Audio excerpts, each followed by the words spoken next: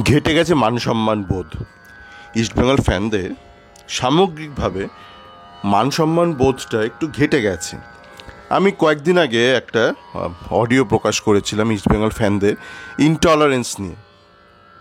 তো সেটার সঙ্গে অনেকটা কানেক্টেড। এই মান সম্মান বোধ ঘেটে গেছে। কি হয়েছে, গতকাল রাত্রে, এই মুহূর্তে আমি কলকাতায় রয়েছে একটা ব্যক্তিগত কাজে, গতকাল রাত্রে একটু বেরিয়েছিলাম। তো বেরিয়ে বাড়ি ফিরে দেখছি যে সোশ্যাল মিডিয়ায় খুব হইচই হচ্ছে, লোকে সব ইউটিউব বানিয়েছে, মানে ইউটিউবে প্রতিবাদী। কি হয়েছে বলছি, তিনজন ব্যক্তি, তার মধ্যে একজন এক স্বনামধন্য এক স্পোর্টস জার্নালিস্ট, সে কাঠালি কলার মতন সব জায়গায় আছে। একজন এক মানে ব্যর্থ এক রেডিও জকি, সে নিজেকে সফল মনে করে কিন্তু বেসিক্যালি সে ব্যর্থ। আর তৃতীয়, মিরাক্কেল থেকে উঠে আসা এক ব্যর্থ সংগ্রামী। সে একটা রাজনৈতিক দলের সাথে যুক্ত, যেই দলের এই মুহূর্তে খুব খারাপ অবস্থা। মানে তারা এককালে ভালো রাজত্ব করেছে কিন্তু এই মুহূর্তে খুব খারাপ অবস্থা। এদের নিয়ে আমি আসব। কিন্তু কি হয়েছে যে ব্যর্থ একজন রেডিও জকি, সো কল্ড ব্যর্থ, সে ঘটনাচক্রের ইস্টবেঙ্গল ফ্যান, সেটা আমরা জানি। এবার সে একটা ইস্টবেঙ্গলের একটা জার্সি পরে বসেছে, একটা কিছু একটা চ্যাটশোটা দেখিনি, আর মনে হয়নি এটা দেখার দরকার আছে, তাই দেখিনি। কিন্তু যেটা বুঝলাম লোকজনের বক্তব্য শুনে, সেই বক্তব্যটা আমি অন্য কাজ করতে করতে শুনছিলাম। মাল্টিটাস্কিং, নিজের কাজ করতে করতে এসব আলফাল জিনিস শুনি। আমরা অনেকে ভাবেন কোত্থেকে এত কিছু শুনছে, অন্য কাজ করতে, মানে কাজের কাজ করতে করতে অকাজ এই জিনিসগুলো শুনি। কখনো গান শুনি, কখনো এইসব শুনি, কখনো নাটক শুনি। তো কিছু একটা টোল করছিল, বাকি দুজন বোধহয় মাচা বাগান ফ্যান, সুপার জায়েন্টের ফ্যান। তো তার মধ্যে যে রাজনৈতিক নেতা, মিরাক্কেল থেকে উঠে আসা এক ভার, মানে তার মধ্যে ভার এবং মানে তার মধ্যে ভীষণ ভারী একটা আতলামি আছে, সকল ছ্যাবলামি আছে।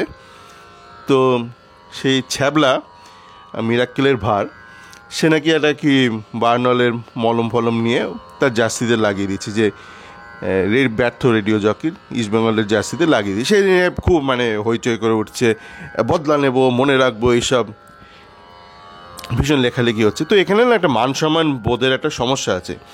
দেখুন, আমি যে টুইটার ফোরামটা মোটামুটি ম্যানেজ করি, চালাই, লেখালেখি করি, যেখানে সে প্রচুর ইস্টবেঙ্গল ফ্যান, মাচা বাগান ইস্টবেঙ্গল ফ্যান এসে গালমন্দ করে, এবং তারা গালমন্দ করার সাথে সাথে তাদের সরিয়ে দিই, ডিলিট করে দিই, ব্লক করে দিই। ওরা ডিলিট তো করা যায় না, টুইটার থেকে ব্লক করে দিই।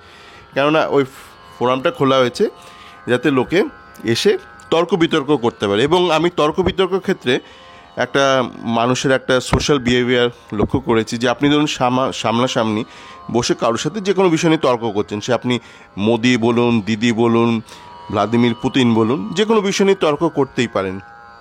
সেখানে আপনি কি করেন, ধরুন মোদি নিয়ে তর্ক হচ্ছে, একজন মোদিকে গাল দিচ্ছে, একজন মোদিকে সাপোর্ট করছে। সেম ফর দিদি, একজন দিদিকে সাপোর্ট করছে, একজন দিদিকে গাল দিচ্ছে। তো ব্যাপারটা মোদিতেই থাকে, এ মোদিকে ফুল ছুটছে, ও মোদিকে গাল দিচ্ছে, দিদিকে ফুল, দিদিকে গাল। ব্যাপারটা এমন হয়ে যায় না যে আপনি একে অপরকে গালাগাল দিচ্ছেন। ধরুন এ আর বি তর্ক করছে, তো এ ধরুন মোদিকে নিয়ে হচ্ছে, এ ফুল ছুটছে, বি গালমন্দ ছুটছে, অভিযোগ ছুটছে। কিন্তু ব্যাপারটা এরকম হয়ে যায় না এ আর বি একে অপরকে ঘুষোঘুষি করছে। কিন্তু সোশ্যাল মিডিয়ার ক্ষেত্রে কী হয়, ধরুন আমি বিষ্ণুকে নিয়ে বললাম যে বিষ্ণুর এই টেকনিক্যাল ত্রুটি আছে, আরেকজন বলল না বিষ্ণু খুব ভালো, বিষ্ণু দশম অবতার, কল্কি। একটু বাদে আরেক অপর ব্যক্তি, সে তখন আমাকে ডাইরেক্ট গালমন্দ করতে শুরু করে, বলে আমার এজেন্ডা আছে, আমি টাকা খেয়েছি, জানি না কোন কারেন্সিতে টাকা খেয়েছি, ভারতীয় মুদ্রার যা হাল, সেই কারেন্সিতে টাকা খেলে তো পয়সা খাওয়া বলা উচিত, পয়সা খেয়েছি। তো যাকে এরকম অনেকেই আছে। এবার ধরুন আপনাকে তো নিশ্চয়ই অনেকেই গালমন্দ করে, যে কোনো ব্যক্তিকেই করে, নিন্দে করে। আপনার কোন নিন্দেগুলো গায়ে লাগে? সেই নিন্দেগুলো গায়ে লাগে যেগুলো ধরুন কোনো ইনফ্লুয়েন্সিয়াল কেউ বলছে বা আপনার প্রিয় কেউ বলছে, তাই তো? কোন ধরুন আপনার পাড়ার কোন এদো ছেদো কোন মাতাল আপনাকে কি বললো সেটা আপনি তোয়াক্কা করেন না, বা আপনি বলেন কোন মাতাল এইগুলো করেছে। যেমন ধরুন একটা ছেলে আছে, মানে সে এজেন্টের সাথে কাজ করে, একটা ইস্ট বেঙ্গলের ফ্যান, সেরকম রোজগারপাতি নেই, একটা ওখানে মানে একটা ছোট শহরে থাকে, বাংলার, কলকাতার ছেলে নয়, এজেন্টের সঙ্গে কাজ করে, খুব একটা ভাব ঠাপ দেখায় যে সে খুব ফুটবল বোঝে। বেসিক্যালি সে তার এজেন্টের হয়ে প্লেয়ার বেচে, মানে প্লেয়ারদের প্রমোট করে। তার গার্লফ্রেন্ড আমি দেখেছি এখানে ওখানে, গার্লফ্রেন্ড মোটামুটি সেলফ ইন্ডিপেন্ডেন্ট, মানে সেলফ রিলায়েন্ট, সেলফ ইন্ডিপেন্ডেন্ট একজন ভদ্রমহিলা। আর আমি দেখেছি সেই ছেলেটা তার গার্লফ্রেন্ডের পয়সায় এদিক ওদিক ঘোরাঘুরি করে, ভালো ভালো রেস্টুরেন্টে খায়, সোশ্যাল মিডিয়ায় ছবি দেয়। তো সেই ছেলেটা মাঝে মধ্যে দেখি কিউবিনে নিয়ে গালমন্দ করে, বা বিভিন্ন একে ওকে নিয়ে গালমন্দ করে, বিভিন্ন সোশ্যাল মানে ইস্ট বেঙ্গল সংক্রান্ত যারাই ধরুন ওর বিরুদ্ধে কিছু লেখে তাদের নিয়েও গালমন্দ করে। এরকম অনেক লোক আছে, তো আমি তো এদের পাত্তাই দিই না, মানে ভাবি এর কোন ক্লাসের লোক, মানে একটা পেডিগ্রিওয়ালা লোক আপনার নিন্দে করলে আপনারা ভাববেন না কেন বললো, ব্যাপারটা কি। কিন্তু যাদের কোনো পেডিগ্রি নেই, লুচ্চা লাফাঙ্গা লোফার টাইপ, তারা কে কী বললো আপনার কি এসে যায়। এই ক্ষেত্রে কি হয়েছে, এই ইস্টবেঙ্গলের বিভিন্ন যারা ফ্যান গ্রুপ যারা রেগে গেছে এই তিন ব্যক্তির ওপর, তারা বলছে এগুলো ফালতু লোক, এরা ফালতু লোক। পরমুহূর্তেই বলছে এরা কেন ইস্টবেঙ্গলকে অপমান করলো, জার্সির অপমান করলো। তো আপনি যদি এদের ফালতুই মনে করেন তাহলে এদের বলাতে আপনার কী এসে যায়। আজকে ধরুন মোদি কিছু বললো ইস্টবেঙ্গল নিয়ে, দিদি কিছু বললো, আপনার হয়তো গায়ে আসবে, মুখ্যমন্ত্রী বলেছে কি প্রধানমন্ত্রী, কিন্তু আপনি নিজেই বলছেন এগুলো ফালতু লোক। তো ফালতু লোকের ফালতু কাজে আপনার কী এসে যায় বলুন তো। যাকে এদের যে বললাম যে একজন সাংবাদিক, তাকে আমি আমার এক পরিচিত, খুবই ভীষণই পরিচিত একজন মাধ্যমে তার সম্পর্কে কিছু জানি, মানে আমি চিনি না, মানে আমার খুবই পরিচিত একজন তাকে চেনে। তো এই ছেলেটা মানে এককালে খুব স্টুডিয়াস ছিল, তারপর সে বিদেশেও গিয়ে পড়াশোনা করলো, কিন্তু তারপর থেকে আমি তার সম্পর্কে যত সুনাম শুনি, আমি তার সাথে না তার কাজের কোনো মিল পাই না। মানে তার যা খ্যাতি সেটা কিন্তু কাজের তুলনায় অনেক এগিয়ে গেছে, মানে কাজ করছে 4 আনা আর মাইলেজ পাচ্ছে বা সোশ্যাল মিডিয়া থেকে প্রমোশন পাচ্ছে 16 আনা। এটা আর এক সময় সঞ্জয় দত্তের সাথে হয়েছিল, মানে সঞ্জয় দত্ত যখন শুরুর দিকে ওকে কিন্তু মিডিয়া হাইপ করে দিয়েছিল। তো সোশ্যাল মিডিয়া অনেকটা হাইপড, মানে এর কাজকর্ম হচ্ছে এখানে ওখানে সব সেটিং করা, কোথায় কোন কর্পোরেট কোম্পানি আছে তাদের CSR যে ফান্ডগুলো ইউটিলাইজ করে কনক্লেভ করা, এসে হাবিজাবি সব বলে যাওয়া, ওগুলো টোটাল টাকার শ্রাদ্ধ করা, টাকার শ্রাদ্ধ, টাকার নয় ছয়, তার সাথে সাথে নিজের সংস্থার কিছু অর্থ উপার্জন করতেই পারে। মানে বেসিক্যালি ফালতু, মানে গ্লোরিফাইড ফালতু। পোটেনশিয়াল ছিল সেটা ব্যবহার করেনি। আর তার সাথে কোন ক্রিকেটারের ঝামেলা হচ্ছে আমি জানি না, সেই অ্যাকচুয়াল ঘটনা কী ঘটেছে, কেন আমাদের ক্রিকেট বোর্ড, ফুটবল বোর্ড এগুলোতে তো সব হাইলি পলিটিক্যাল ইনফ্লুয়েন্স আছে, তো সেখানে তাদের অভিযোগেরও আমি ঠিক বিশ্বাস করি না। তো ওই বিষয়টা নিয়ে যাব না, কিন্তু যেগুলো দেখতে পাচ্ছি তার কাজকর্ম, তার বিশ্লেষণ, সেখানে সব কিছু ওপর একটা অতি চালাকি ব্যাপার রয়েছে। এবার আসা যাক যে রেডিও জকি, সে আজকাল মাঝে মধ্যে সিনেমায় খুচখাচ রোল করে, ভীষণই বাজে পাঠ করে, মানে এত বাজে অভিনয় আমি কাউকে করতে দেখিনি।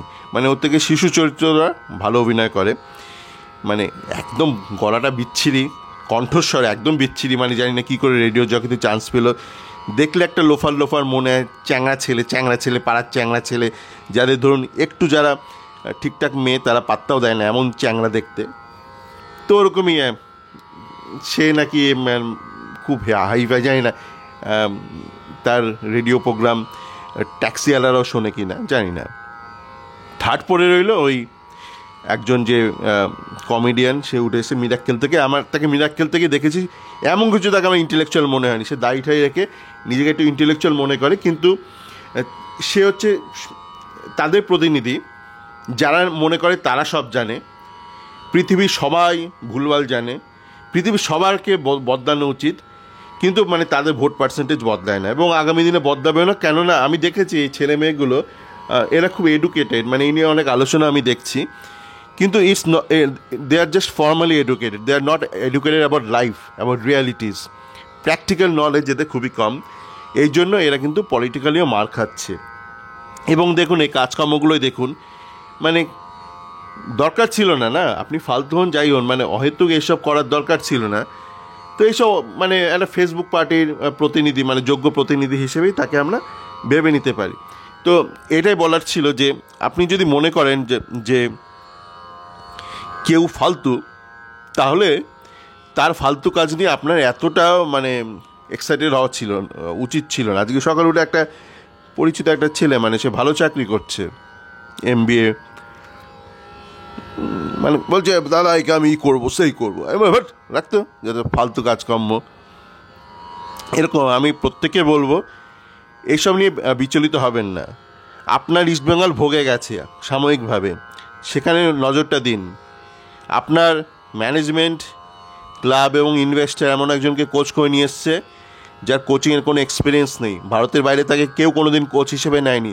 সেটা নিয়ে প্রশ্ন করুন, কোথাকার কোন তিন মাতাল মাস্কেটিয়াস আছে না, মালকেটিয়াস, 3 মালকেটিয়াস কোথায় কে কী বলেছে ইস্টবেঙ্গল নিয়ে, ইস্টবেঙ্গল জার্সিতে বার্নার লাগিয়েছে, that's not your major problem. আপনার মেজর প্রবলেম আপনার ক্লাবের শীর্ষকর্তারা, আপনার ইনভেস্টার এমন একজনকে কোচ করে নিয়ে এসছেন যে কোনো দিন দেশের বাইরে কোচিং করেনি, সেটা নিয়ে প্রশ্ন করুন। আপনার development should be regional based. আপনার ডেভেলপমেন্টে আপনি অন্যের বাচ্চাদের ডেভেলপ করছেন, কাকের বাসায় কোকিলের ডিম পাচ্ছেন, কোকিলের ডিমকে তা দিচ্ছেন, আপনি কাক, এমনই দাঁড় কাক, আপনি ডেকে ডেকে নিয়ে আসছেন কোকিলকে, বলে ডিম পার, আমি তোদের ডিমে তা দেবো। Senior team and development team is not the same.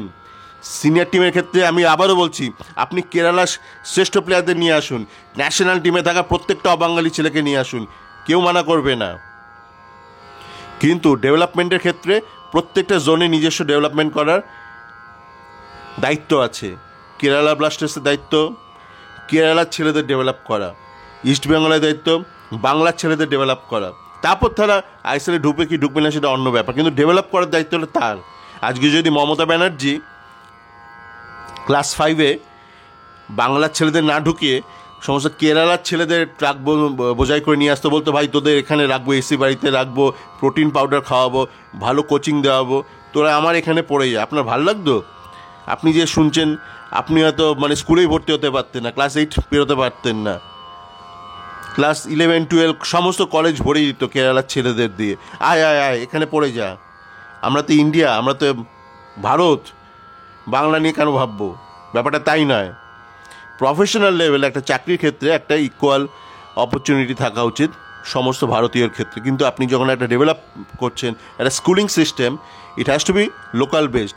আপনার বাবা আপনার পেছনে টাকা না দিয়ে যদি পাশের বাড়ির কোনো কাকুর ছেলের পেছনে টাকা দিত, কি কোনো পাশের বাড়ির বৌদির ছেলের পেছনে টাকা দিত, ভালো লাগতো? তার সাথে বাবাকে দুটো গালমন্দ করতেন, বাবা বৌদির সাথে তোমার কী সম্পর্ক বাবা, ওনার ছেলেকে কেন পড়াচ্ছ বাবা, ওইটা প্রশ্ন করতেন, আপনিই করতেন। যাকে এই ঠুনকো মান সম্মান বোধ থেকে একটু বেরিয়ে আসুন, একটু মানুষ হিসেবে একটু উন্নত করুন নিজেকে। ইস্টবেঙ্গল ভোগে যাক, ইস্টবেঙ্গলে কী হবে জানি না, ভালো করলে উন্নতি হবে, না তো ভোগে যাবে। আপনি অন্তত নিজে একটা ভালো মানুষ হন সবার আগে। ভালো থাকবেন।